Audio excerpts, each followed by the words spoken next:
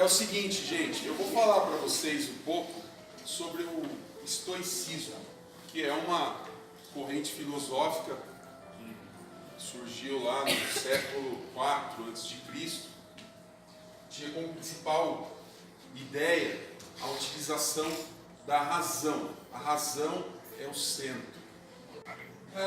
Foi uma doutrina fundada por Zenão de Sício.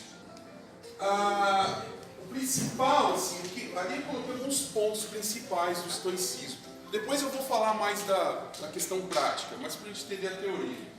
Um aspecto bom, estar em harmonia com a natureza, é um aspecto, tanto no aspecto bom quanto no aspecto ruim, mas você está em harmonia com a natureza. Outra característica fundamental do estoicismo, rigidez de princípios morais, quando envolve a questão da moralidade.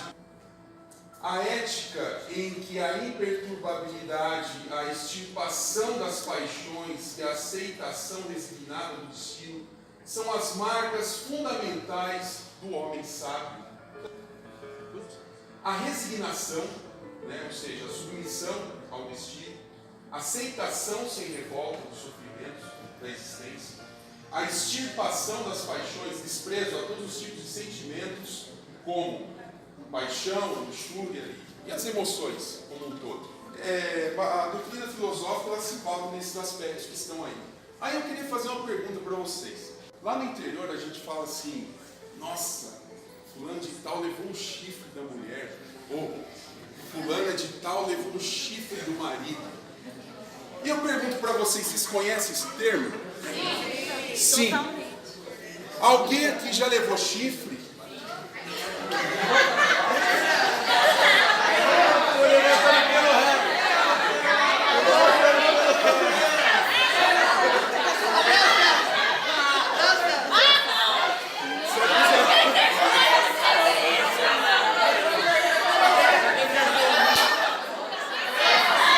Esse professor está falando de chifre, o que tem a ver com o estoicismo? Tá? O estoicismo não se resume no chifre, mas é o que eu quero explicar para vocês. Quando a pessoa, o indivíduo, ele se sente numa situação de traição, eu fui traído, levei um chifre, e isso desperta um sentimento que está ligado aquilo que o ser humano tem de ruim. Quem leva chifre pode até matar por causa disso, de tanta raiva que fica, certo? Então, o que o estoicismo fala? Ele vai falar assim, olha, você tem que deve controlar suas paixões, você tem que aprender a lidar com elas. Se eu levei um chifre, isso é ruim, eu fico pé da vida, mas eu tenho que buscar o que Aristóteles vai chamar de justa medida, que é a virtude. Então, assim, você tem que buscar um equilíbrio, você tem que se controlar. Então, o desafio do ser humano é controlar essa raiva, essa ira, esse ódio pelos quais nós somos afetados enquanto seres humanos. A utilização da razão é fundamental para os estoicos. A busca pela tranquilidade da alma, a busca pela felicidade é o que caracteriza o pensamento dos estoicos. Então, se eu conseguir controlar os meus instintos, as minhas paixões, eu vou manter a minha alma sem perturbações. Eu vou ser um indivíduo tranquilo. Existem alguns contrapontos entre a filosofia metafísica do Aristóteles e a dos estoicos, mas existem pontos comuns. Por exemplo, quando Aristóteles fala que para se atingir a felicidade, que é a busca pelo conhecimento para Aristóteles, eu preciso desenvolver aquilo que ele chama de virtude. O que é ser virtuoso? Para Aristóteles, o que é a virtude? A virtude é a justa medida. Imagine uma balança, aquela balança assim, balança, que é a balança assim. Se eu coloco um peso mais para cá, eu vou pender para cá, não é assim? Então, para Aristóteles, a virtude o que é? É quando a razão consegue atingir a justa medida das coisas. Então eu vou dar um exemplo de virtude. Coragem.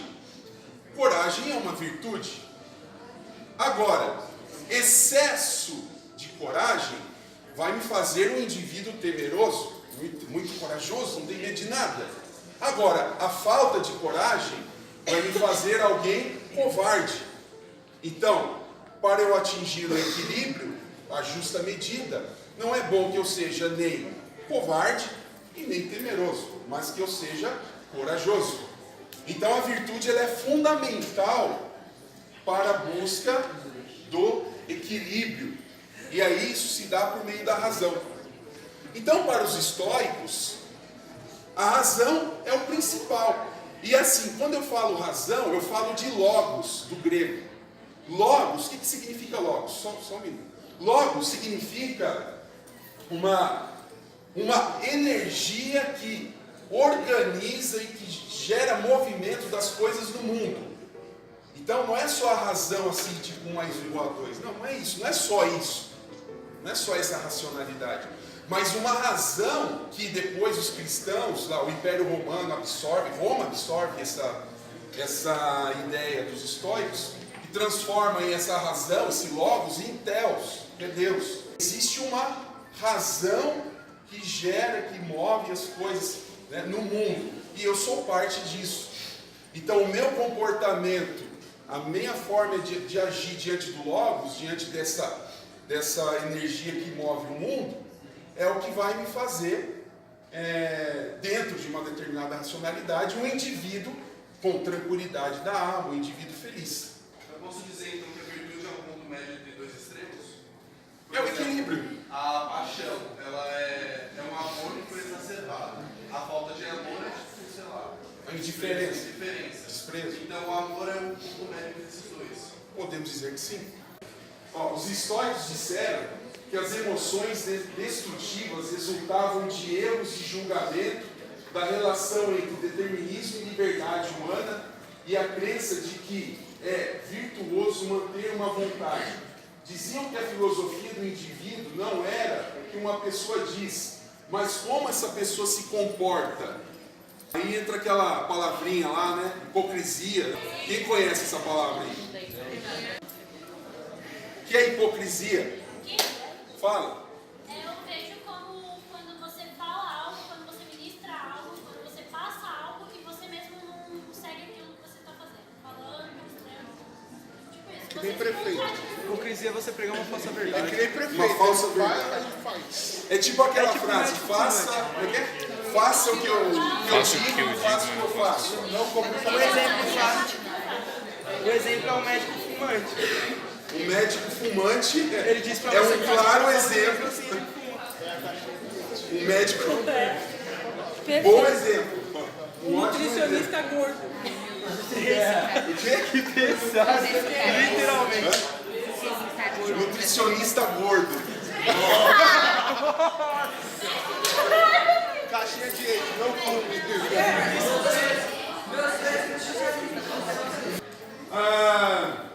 Então, diziam que a filosofia do indivíduo não era o que uma pessoa diz, mas como uma pessoa se comporta. Diziam que para viver uma boa vida, era preciso entender as regras da ordem natural, pois ensinavam que tudo estava enraizado na natureza. Então, essa vida em conformidade com as coisas naturais também fazia parte da filosofia estoica. Eu já disse, o mundo seria ordenado por uma razão universal, que é chamada de logos, ou o que os cristãos vão chamar de um Deus, vão chamar de Deus, e o ser humano poderia viver ou não em harmonia com isso. Você pode ou não viver em harmonia, aí é uma escolha que você tem. Aí vai entrar a questão da liberdade, do livre-arbítrio, né? Então havia um princípio ordenador de tudo, que não estaria separado da matéria corpórea das coisas do mundo. O Logos seria parte do mundo, e o ser humano poderia conhecê-lo participando da harmonia do mundo.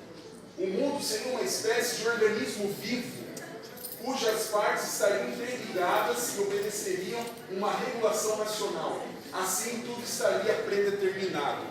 Uma coisa interessante que a filosofia estoicista também diz é o seguinte, que essa ordem que gera as conexões do mundo, essa ordem natural chamada de logos, faz com que o indivíduo se adeque a isso e aceite as consequências disso. Isso, sabe que, ó, eu vou dar um exemplo para vocês entenderem. Sabe aquela ideia assim, olha, isso aconteceu porque Deus quis, foi vontade de Deus, então eu aceito isso. Vocês já viram esse tipo de situação? Não, foi vontade de Deus. Ou quem não acredita em Deus, não, mas aconteceu porque tinha que acontecer. Aceitar esse logos, essa energia que move o mundo, e você tem o poder de escolha, mas por outro lado você tem que aceitar com resignação o que esse logos te propõe. O ser humano virtuoso deveria viver de acordo com o ordenamento do logos, isto é, em conformidade com sua natureza racional, e aceitar livremente os acontecimentos do destino, resignando-se ao caminho oposto das paixões. Só seria perfeito ou excelente o ser ou coisa que atingisse plenamente o exercício de sua natureza. Assim a sabedoria se fortificaria. Então, resumindo essa ideia, qual que é o desafio então do ser humano para buscar a felicidade? O desafio é combater essas paixões. Não que você tem que anulá-las também, mas tentar buscar uma justa medida e uma virtude, viver em busca de uma virtude, né? De um equilíbrio. Então, basicamente, a mensagem que fica dessa parte aqui é essa conclusão, ok?